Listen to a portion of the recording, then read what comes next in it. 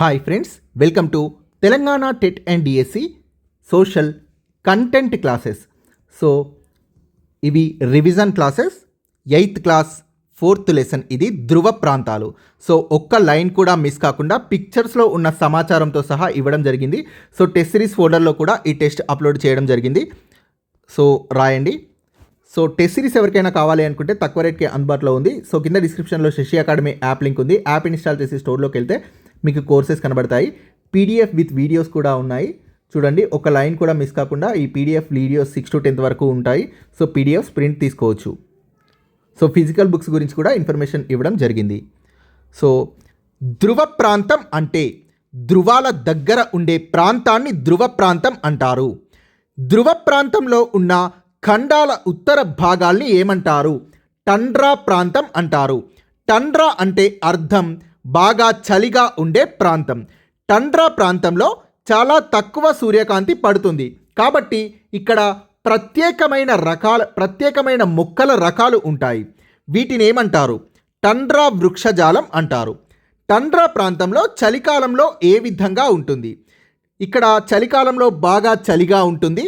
November, December, జనవరి నెలల్లో సూర్యుడు అస్సలు ఉదయించడు. సో నవంబర్, డిసెంబర్, జనవరి అనేది టండ్రా ప్రాంతంలో చలికాలం. కాబట్టి చాలా చీకటిగా ఉంటుంది. టండ్రాలో ఇది చలికాలం, నవంబర్ టు జనవరి. ఈ నెలల్లో చలి తీవ్రంగా ఉంటుంది. ఈ తీవ్రమైన చలికి నదులు, చెరువులు, సముద్రాల్లోని నీళ్లు అన్నీ కూడా గడ్డ కడతాయి. బలమైన చల్లటి గాలులు వీస్తాయి. మంచు కురుస్తుంది. దీనివల్ల మొక్కలన్నీ కూడా చనిపోతాయి. పక్షులు, జంతువులు ఇక్కడి నుండి వేరే ప్రాంతాలకు వలస వెళ్తాయి. టండ్రాలో చలికాలం ఇది. సో టండ్రా ప్రాంతంలో వేసవి ఏ విధంగా ఉంటుంది? సో ఈ క్వశ్చన్ లెంగ్తీగా ఉంటుంది, చూద్దాం. ఫిబ్రవరి, మార్చి నెలల్లో టండ్రా ప్రాంతంలో సూర్యుడు ప్రకాశించడం మొదలవుతుంది. సూర్యుడు ప్రకాశించడం మొదట్లో సూర్యుడు గంటన్నర సేపు మాత్రమే ఉండి అస్తమిస్తాడు. సూర్యుడు ఉండే సమయం క్రమేపీ 2 గంటలకు, 6 గంటలకు, 8 గంటలకు, 16 గంటలకు పెరిగి చివరికి 24 గంటల సేపు, అంటే రోజంతా సూర్యుడు ప్రకాశిస్తుంటాడు. మే నుండి జూలై వరకు, జూన్, జూలై వరకు సూర్యుడు అస్తమించడు. కానీ సూర్యుడు ఎప్పుడూ కూడా నడినెత్తికి రాడు, క్షితిజం దగ్గరే ఉంటాడు. సూర్యుడు ఆకాశంలో పైకి రాకపోవడం వల్ల ఈ ప్రాంతం వేడెక్కదు. క్షితిజం లేదా దిగ్మండలం అంటే భూమి, ఆకాశం కలిసినట్టు అనిపించే ప్రదేశం. వేసవి ఉండే ఈ 3 నెలలు, మే, జూన్, జూలై నెలల్లో కూడా టండ్రా ప్రాంతంలో చలిగానే ఉంటుంది. అయితే శీతాకాలంతో పోలిస్తే వేసవిలో ఇక్కడ చలి కొంచెం తక్కువగా ఉంటుంది. వాతావరణం కొద్దిగా వెచ్చబడడం వల్ల మంచు కరుగుతుంది. శీతాకాలంలో గడ్డకట్టిన నదులు వేసవిలో కరిగి ప్రవహించడం మొదలు పెడతాయి. చెరువులు నీటితో నిండుతాయి. పెద్ద పెద్ద మంచుగడ్డలు విడిపోతాయి. ఇవి నీటిలో తేలుతూ సముద్రంలోకి ప్రవేశిస్తాయి. ఈ పెద్ద పెద్ద మంచుగడ్డలనే ఐస్ బెర్గ్స్ అంటారు. శీతాకాలంలో నీరు గడ్డకట్టి నిర్జనంగా మారిన ప్రదేశం వేసవిలో రంగులు అలుముకొని సజీవంగా మారుతుంది. వేసవి రావడంతో అంతటా రంగురంగుల మొక్కలు, నాచు, గడ్డి పొదలు పెరుగుతాయి. వీటి పూలు, పళ్ళు అనేక రంగుల్లో ఉంటాయి. వీటిని తినడానికి అనేక పక్షులు, జంతువులు వస్తాయి. టండ్రాలో సూర్యుడు అస్తమించని నెలలు మే, జూన్, జూలై. సో ఇది టండ్రాలో వేసవి కాలం. క్షితిజం లేదా దిగ్మండలం అంటే భూమి, ఆకాశం కలిసినట్టు అనిపించే ప్రదేశం. ఐస్ బెర్గ్స్ అంటే టండ్రాలో వేసవిలో పెద్ద పెద్ద మంచుగడ్డలు నీటిలో తేలుతూ సముద్రంలోకి ప్రవేశిస్తాయి. వీటినే ఐస్ బెర్గ్స్ అంటారు. పర్మాఫ్రాస్ట్ అంటే చలి కారణంగా టండ్రా ప్రాంతంలోని నేల పైపొర సంవత్సరం పొడవునా రాయిలాగా గడ్డ కట్టుకొని ఉంటుంది. దీన్నే పర్మాఫ్రాస్ట్ అంటే శాశ్వతంగా గడ్డ కట్టుకుపోవడం అంటారు. టండ్రాలో అధిక భాగం ఎలాంటి చెట్లు లేకుండా ఉండడానికి కారణం ఏంటి? ఇక్కడ చాలా తక్కువ మట్టి ఉండడం వల్ల కొన్ని చిన్న మొక్కలు మాత్రమే పెరగగలుగుతాయి. నేల గట్టిగా ఉండడం వల్ల పెద్ద చెట్లు పెరగడం కష్టం. ఒకవేళ పెరిగినా కూడా ఇక్కడి బలమైన గాలులు, తుఫానుల వల్ల అవి పెకిలించి వేయబడి దెబ్బతింటాయి. కాబట్టి టండ్రాలో అధిక భాగం ఎలాంటి చెట్లు లేకుండానే ఉంటుంది. ఆర్కిటిక్ ప్రాంతం ఎలా ఉంటుంది? విశాలమైన చెట్లు లేని మైదానాలతో, చాలా చాలా ఇంపార్టెంట్, విశాలమైన చెట్లు లేని మైదానాలతో, గడ్డకట్టిన సముద్రాలతో, బీడు రాళ్లమయమైన దీవులతో ఉంటుంది. ఈ అత్యంత చలి ప్రదేశం ఎస్కిమోల నివాస ప్రాంతం, ఆర్కిటిక్ ప్రాంతం. ఎస్కిమోలు ఎక్కడ నివసిస్తారు? గ్రీన్లాండ్, కెనడా, అలస్కా, సైబీరియాలో చెల్లా చెదురుగా చిన్న చిన్న నివాస ప్రాంతాల్లో ఉంటారు. ఎస్కిమోలు ఆహారాన్ని ఏ విధంగా పొందుతారు? చేపలు పట్టడం మరియు వేటాడడం ద్వారా. ఎస్కిమో అనే పదానికి అందరూ అంగీకరించే అర్థం మంచు బూట్ల వ్యక్తి. ఇన్యుయిట్, యుపిక్ అనేవి ఎస్కిమోలుగా పిలువబడే వారిలో ఉన్న రెండు ప్రధాన బృందాలు. సో ఇక్కడ కన్ఫ్యూజ్ కావద్దు. ఇన్యుయిట్ అంటే ఎస్కిమోలోని ప్రధాన బృందాల్లో ఒకటి, ఇన్యుపిక్ అంటే ఎస్కిమోల ప్రధాన భాషలో ఒకటి. సో అలానే యుపిక్ అంటే ఎస్కిమోల ప్రధాన భాష మరియు ఎస్కిమోలుగా పిలువబడే వారిలో ఉన్న ఒక ప్రధాన బృందం. యుపిక్ అంటే ప్రధాన బృందం మరియు ప్రధాన భాష అని అర్థం. సో రెండింటిని యుపిక్ అనే అంటారు, ప్రధాన భాషని, ప్రధాన బృందాన్ని. ఎస్కిమోల భాషలో ఇన్యుయిట్ అంటే అర్థం ప్రజలు లేదా అసలు ప్రజలు. ఎస్కిమోలు ఎవరి వారసులు? సైబీరియా నుండి వచ్చిన వాళ్ళ వారసులు. సైబీరియా ప్రస్తుతం ఎక్కడ ఉంది? ప్రస్తుతం ఉత్తర ఆసియాలోని రష్యాలో సైబీరియా ఉంది. ఎస్కిమో భాష గురించి తెలియజేయండి. వేల సంవత్సరాలుగా మాట్లాడుతున్న ఇప్పటి వరకు ఎస్కిమోల భాషకి లిపి ఏర్పడలేదు. ఇందులో ప్రధానంగా 3 భాషలున్నాయి. అవి అల్యుయిట్, యుపిక్ మరియు ఇన్యుపిక్. ఎస్కిమోలు ఎన్ని వేల సంవత్సరాల క్రితం ఆసియా నుండి బేరింగ్ జలసంధి దాటి మొదటిసారి ఉత్తర అమెరికాలో ప్రవేశించారు? 5000 సంవత్సరాల క్రితం ఆసియా నుండి బేరింగ్ జలసంధి దాటి మొదటిసారి ఉత్తర అమెరికాలోకి ప్రవేశించారు. ప్రస్తుతం ఎస్కిమో జనాభా ఎలా ఉంది? అంత ఎక్కువగా లేదు, కానీ ఎస్కిమోల జనాభా వృద్ధి చెందుతూ ఉంది. ఎస్కిమోల జీవన విధానం గురించి తెలపండి. వీరు చాలా చిన్న బృందాల్లో నివసిస్తారు. 500 కంటే ఎక్కువ జనాభా ఉన్న గ్రామాలు ఉత్తర అలస్కా తీరంలో ఉన్నాయి. సాధారణంగా ఒక బృందంలో 25 నుండి 45 మంది ఉంటారు. ఈ బృందాలు కాలానుగుణ కార్యక్రమాలతో ముడిపడి సంవత్సరం అంతా ఒక చోటు నుంచి మరొక చోటుకి సంచార జీవనం గడుపుతుంటాయి ఈ ఎస్కిమో బృందాలన్నీ. ఈ బృందాలు రిపీట్ అయింది వర్డ్ లైన్. ఎస్కిమోల శీతాకాలం వేట. తీరం దగ్గర ఉండి సముద్రపు సీల్ జంతువులని, చేపలను శీతాకాలంలో వేటాడతారు. వేసవికాలం వేట. సముద్రం నుండి లోపలి ప్రాంతాల్లో దుప్పిలాంటి కారిబో అనే జంతువుల్ని వేసవి కాలంలో వేటాడుతూ పళ్ళని సేకరిస్తూ గడుపుతారు. ఎస్కిమోలు తమ సంచార జీవనంలో ఎన్ని కిలోమీటర్లు తిరుగుతారు? 1100 కిలోమీటర్లు తమ సంచార జీవనంలో తిరుగుతారు. స్లెడ్జ్ అంటే ఏమిటి? కుక్కలు లాగే మంచుబళ్ళు. వీటిని ఎస్కిమోలు రవాణాకి ఉపయోగిస్తారు, కుక్కలు లాగే మంచుబళ్ళైన స్లెడ్జ్ని. ఉమియాక్స్ అంటే ఎస్కిమోలు నీటిలో ఉపయోగించే పడవల్ని ఉమియాక్స్ అంటారు. ప్రస్తుత కాలంలో వేటికి బదులుగా మోటారు బోట్లని ఉపయోగిస్తున్నారు. స్లెడ్జ్ కయాక్లకు బదులుగా మోటారు బోట్లను ఉపయోగిస్తున్నారు ప్రస్తుత కాలంలో. స్లెడ్జ్ కయాక్లకు బదులుగా మోటారు బోట్లను విరివిగా ఉపయోగిస్తున్నారు. ఎస్కిమోలు బృందాలుగా పనిచేయడానికి కారణం ఏంటి? అనుకూలంగా లేని వాతావరణంలో జీవనం సాగించడానికి వీళ్ళు బృందాలుగా పనిచేస్తున్నారు. ఎస్కిమో బృందాల గురించి తెలియజేయండి. వేట వంటి పనుల్లో బృంద సభ్యులంతా కలిసి పనిచేస్తారు. తూర్పు బృందాల్లో శీతాకాలంలో గడ్డకట్టిన సముద్రాల్లో సీల్ జంతువులు ఊపిరి తీసుకునే రంధ్రాల వద్ద వాటిని వేటాడడానికి 10 నుంచి 12 మంది వేటగాళ్ళు అవసరం. సీల్ జంతువుల్ని వేటాడడానికి 10 నుంచి 12 మంది వేటగాళ్ళు అవసరం. కారిబో వంటి జంతువుల్ని, తిమింగలం లాంటి సముద్రపు పెద్ద క్షీరదాల్ని వేటాడడానికి 100 మంది దాకా ఉండే పెద్ద బృందాలు అవసరం.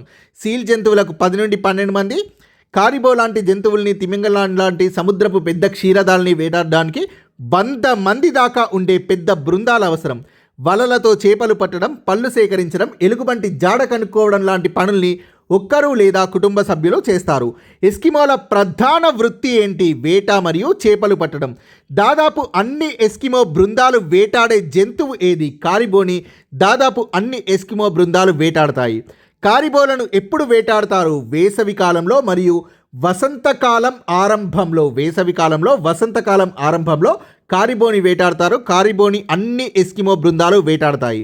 ఎస్కిమోల కారిబోల వేట గురించి తెలియజేయండి. దాదాపు అన్ని ఎస్కిమో బృందాలు కారిబోని వేటాడతాయి. వేసవి కాలంలో, వసంతకాల ఆరంభంలో కారిబోను వేటాడతారు. కొన్ని ప్రదేశాల్లో ఎస్కిమోలు వరుసగా నిలబడి కారిబోలు చెరువులోకి లేదా సన్నగా ఉండే వాగులోకి వెళ్ళేలా చేసి వాటిపై బల్లాలతో, బాణాలతో, హార్పూన్లతో దాడి చేస్తారు. కొన్నిసార్లు రాళ్ల కుప్పల్ని పెద్ద వరసలో పేర్చడం వల్ల కారిబోలు ఆ రాళ్ల కుప్పల్ని మనుషులుగా భావించి వెనక్కి తిరిగి పట్టుబడతాయి. ఎస్కిమో బృందాలు చేపల్ని ఎలా పట్టుకుంటారు? లోతుగా ఉండే బురద నీళ్లలో కానీ, మంచులో ఉండే రంధ్రాల్లోంచి కానీ చేపల్ని పట్టుకుంటారు. నీటికి అడ్డంగా రాళ్లతో చిన్న ఆనకట్టల్ని కట్టి వాటి వెనుక స్వచ్ఛమైన నీటిలోని చేపల్ని బరిసెలతో పొడిచి పట్టుకుంటారు. వాగుల్లో నడుస్తూ ఈ ఆనకట్టల వెనక్కి చేపలు చేరేలా చేసి 3 పళ్ళు ఉండే బరిసెతో నిపుణులైన వేటగాళ్ళు ఈ చేపల్ని పట్టుకుంటారు. చేపల్ని పట్టుకోవడానికి ముళ్ళు లేని ఎముకను కొక్కెంగా వాడతారు. దీన్ని చిన్న దారానికి కట్టి శీతాకాలంలో మంచులో ఉండే రంధ్రాల దగ్గర, వసంతంలో వాగు ఒడ్డుల దగ్గర చేపల్ని పట్టడానికి ఉపయోగిస్తారు. శీతాకాలంలోనేమో మంచులో ఉండే రంధ్రాల దగ్గర, వసంతంలో వాగు ఒడ్డుల దగ్గర చేపల్ని పట్టడానికి ఈ ఎముక, ముళ్ళు లేని ఎముకని కొక్కెంగా వాడి పట్టుకుంటారు చేపల్ని. హార్పూన్ పరికరం గురించి తెలుపండి. టెక్స్ట్ బుక్లో పిక్చర్ కూడా ఇచ్చారు. హార్పూన్ పరికరం ఇది ఒక ఆయుధం. సో హార్పూన్ అనేది ఒక ఆయుధం. దీన్ని విసిరి సీల్ జంతువుల్ని పట్టుకుంటారు. అలాగే నీటి మీద తేలే మంచుగడ్డల మీద నుండి లేదా కయాక్ మీద నుండి ఈ హార్పూన్లను విసురుతారు. సో హార్పూన్ని విసిరి సీల్ జంతువుల్ని పట్టుకుంటారు. అలాగే కయాక్ మీద నుండి ఈ హార్పూన్లను విసిరి జంతువులను పట్టుకుంటారు. సో ఈ హార్పూన్లతో వీరు కారిబో మీద కూడా దాడి చేస్తారు. సో ప్రీవియస్ క్వశ్చన్లో చూసాం. ఇక్కడ చూస్తే కొన్ని ప్రదేశాల్లో ఎస్కిమోలు వరుసగా నిలబడి కారిబోలు చెరువులోకి లేదా సన్నగా ఉండే వాగులోకి వెళ్ళేలా చేసి వాటిపై బల్లాలు, బాణాలతో పాటు హార్పూన్లతో కూడా దాడి చేస్తారు. సో హార్పూన్లతో కారిబోల్ని పట్టుకుంటారు. అలానే కారిబోల మీద దాడి చేసి పట్టుకుంటారు. అలానే ఇక్కడ సీల్ జంతువుల్ని కూడా పట్టుకుంటారు. కయాక్ అంటే చెక్క చట్రం మీద జంతువుల చర్మంతో చేసిన ఒక రకమైన పడవ. ఎస్కిమోల ఆహారంలో ప్రధానంగా ఉండేవి మాంసం, చేపలు, కొవ్వు పదార్థం. ఎస్కిమోల ఆహారంలో అరుదుగా ఉండేది, రేర్గా ఉండేది కూరగాయలు ఎస్కిమోల ఆహారంలో చాలా అరుదుగా ఉంటాయి. సో ఎస్కిమోల ఆహారంలో ప్రధానంగా లేని ఆహారం అడుగుతారు. సో కూరగాయలు అరుదుగా ఉంటాయి. ప్రధానంగా ఉండేది మాంసం, చేపలు, కొవ్వు పదార్థం ప్రధానంగా ఉంటుంది. ఎస్కిమోలు ఆహారాన్ని ఎలా కాపాడుకుంటారు? వీరు ఆహారాన్ని ఏమాత్రం వృధా చేయరు. నేలను శాశ్వతంగా గడ్డ కట్టినంత వరకు మంచుని తవ్వి వేసవిలో పట్టుకున్న చేపల్ని, జంతువుల్ని పాతిపెట్టడం ద్వారా నిల్వ ఉంచుతారు. వాటిపైన రాళ్ళు పెట్టి ఇతర జంతువులు తినకుండా కాపాడుకుంటారు. ఎస్కిమోలు చేపల్ని, మాంసాన్ని పచ్చిగా తినడానికి కారణం ఏంటి? కట్టె పుల్లల కొరత ఉండడం వల్ల ఎస్కిమోలు చేపల్ని, మాంసాన్ని పచ్చిగానే తింటారు. పచ్చి మాంసం చేపలు గడ్డ కట్టుకునేలా చేసి సన్న ముక్కలుగా కోసి సీల్ లేదా తిమింగలం నూనెలో ముంచుతారు. కొన్ని రకాల మాంసం, ప్రత్యేకించి సముద్రపు పెద్ద పెద్ద క్షీరదాల మాంసం కొద్దిగా కుళ్ళిన తర్వాత తింటారు. దీనివల్ల గట్టిగా ఉండే మాంసం కొంచెం మెత్తబడి తేలిగ్గా జీర్ణమవుతుంది. నూనె దీపాలతో ఆహారాన్ని ఉడకబెడతారు. సో ఉడకబెట్టి తినడం అనేది రేరుగా జరుగుతుంది. చాలా వరకు వీరు చేపల్ని, మాంసాన్ని పచ్చిగానే తింటారు. ప్రత్యేకించి సముద్రపు పెద్ద పెద్ద క్షీరదాల మాంసం కొద్దిగా కుళ్ళిన తర్వాత తింటారు. సో దీనివల్ల గట్టిగా ఉండే మాంసం కొంచెం మెత్తబడి తేలిగ్గా జీర్ణమవుతుంది. నూనె దీపాలతో ఆహారాన్ని ఉడకబెడతారు. గుర్తుపెట్టుకొని, నూనె దీపాలతో ఆహారాన్ని ఉడకబెడతారు.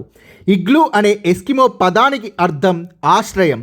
సాధారణంగా ఇగ్లూ అంటే మంచుతో చేసిన గుండ్రటి ఇల్లు అని మనం అనుకుంటాం. కానీ ఏ రకమైన ఇంటినైనా ఇగ్లూ అనే అంటారు. వేసవిలో చాలామంది ఎస్కిమోలు వేటితో చేసిన గుడారాల్లో నివసిస్తారు. జంతు చర్మాలతో చేసిన గుడారాల్లో వేసవిలో చాలామంది ఎస్కిమోలు నివసిస్తారు.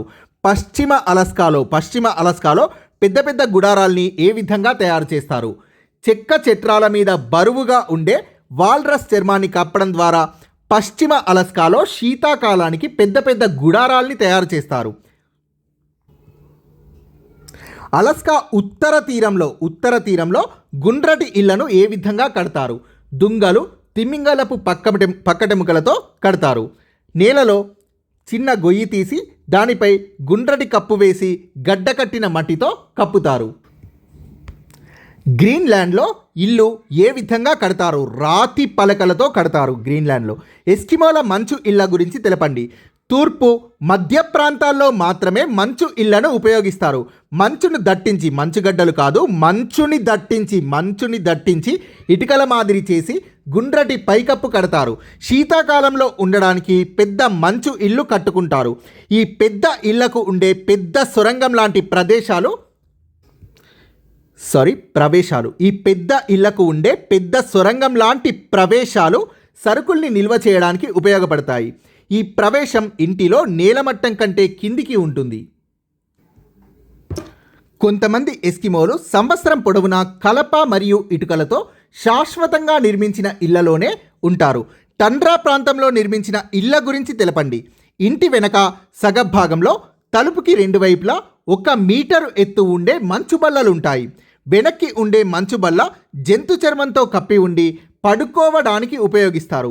పక్కలకు ఉండే బల్లలు అరలు కలిగి ఉండి ఆహార నిల్వల్ని ఉంచుకోవడానికి, బట్టలు ఆరబెట్టుకోవడానికి ఉపయోగిస్తారు. కాంతిని, వేడిమిని ఇచ్చే నూనె దీపాలు కూడా ఇక్కడే ఉంటాయి. ఒక్కొక్కసారి 2 పెద్ద మంచు ఇళ్లను సొరంగం ద్వారా కలుపుతారు. సీల్ జంతు చర్మాల్ని కలిపి కుట్టి కొన్ని మంచు ఇళ్లపై నుండి వేసి వాటిని కప్పుతారు. ఎస్కిమోలు ధరించే దుస్తుల్ని తెలపండి. ముక్లుక్లనే బూట్లు, ప్యాంట్లు, తలను కప్పే టోపీ ఉండే కోట్లు. సో ఇవన్నీ కూడా ఎస్కిమోలు ధరించే దుస్తులు. ముక్లుక్లనే బూట్లు మరియు ప్యాంట్లు, తలను కప్పే టోపీ ఉండే కోట్లు. సో ఈ కోట్లని పర్కాలు అని అంటారు. వీటిని జంతు చర్మాలతో చేస్తారు. సో బూట్లు, ముక్లుక్లు అంటారు బూట్లని. సో అలానే పర్కాలు అంటే తలను కప్పే టోపీ ఉండే కోట్లు.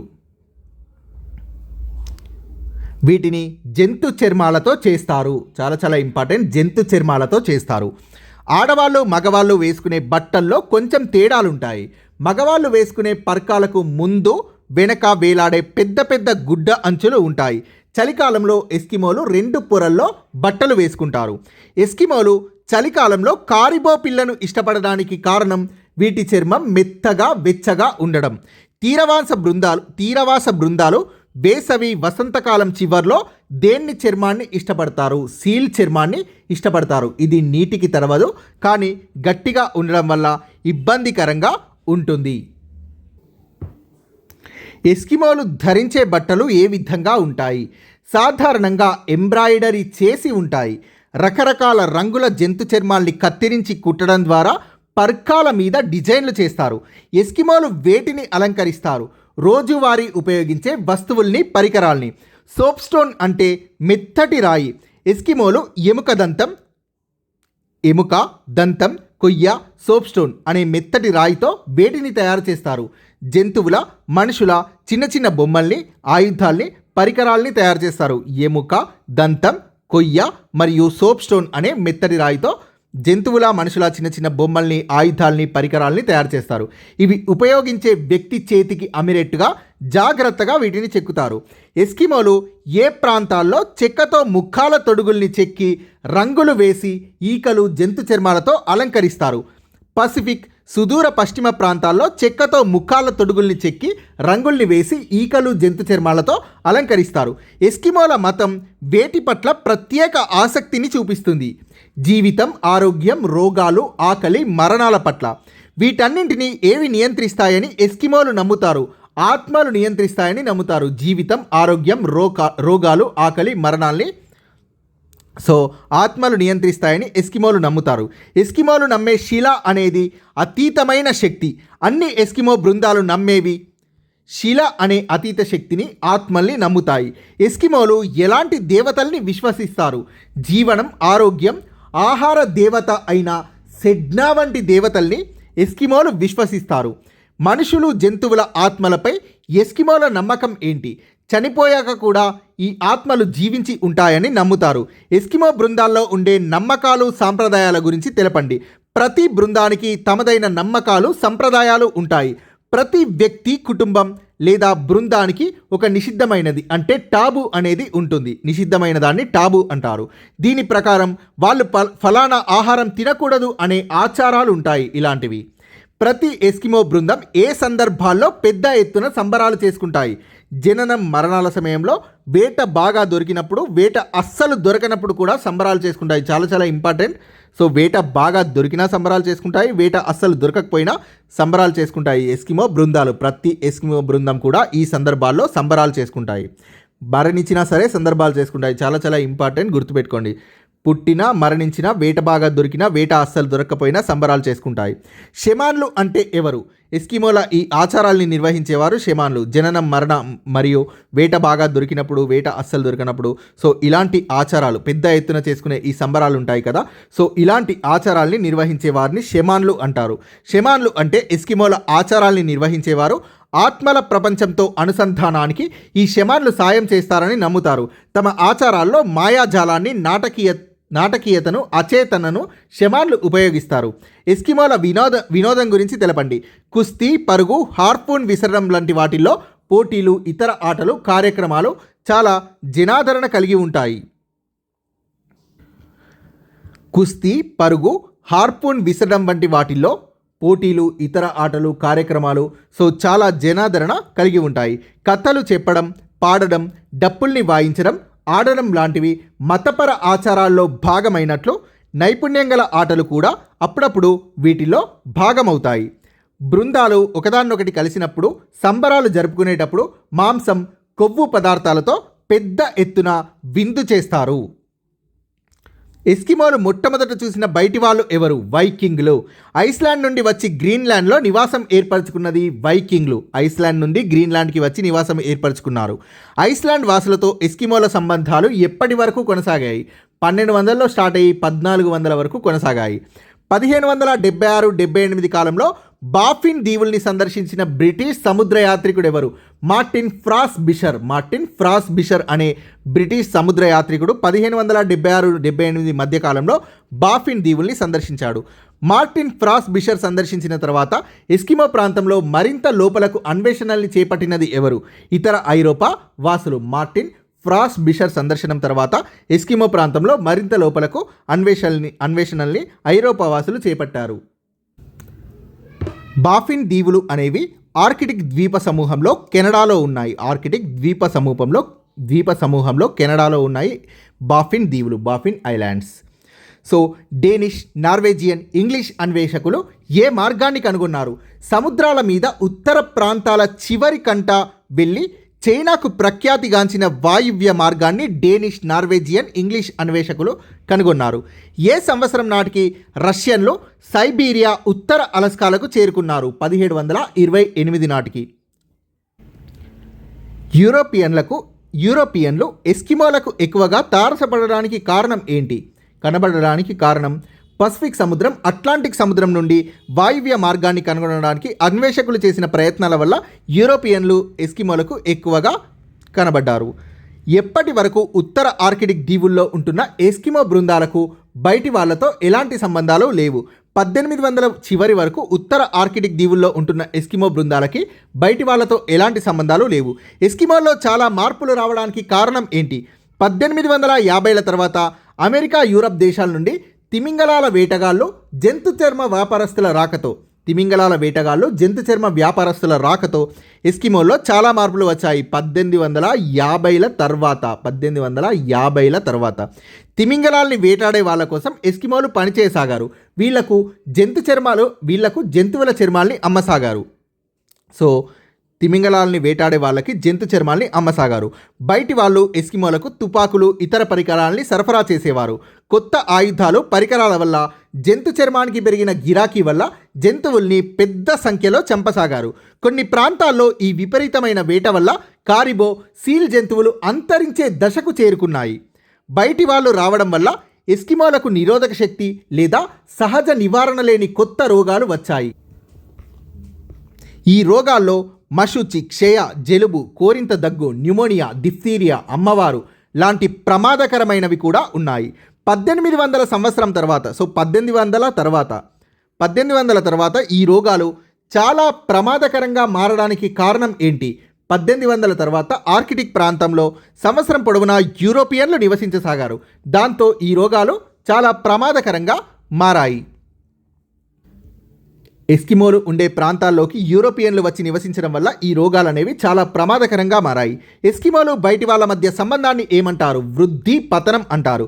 ఒకప్పుడు ఎవ్వరూ వెళ్ళడానికి వీల్లేకుండా ఉన్న ఈ ప్రాంతాలు ఇప్పుడు విమానయానం, జాతీయ రహదారులు, శక్తివంతమైన ఓడలు, శాటిలైట్ ప్రసారాల కారణంగా అందరికీ అందుబాటులోకి వచ్చాయి. సో అవి ఏ ప్రాంతాలంటే ఆర్కిటిక్ ఉత్తర ప్రాంతాలు. సో అప్పటి వరకు ఒకప్పుడు ఎవరు వెళ్ళడానికి వీల్లేకుండా ఉండేవి ఈ ప్రాంతాలు.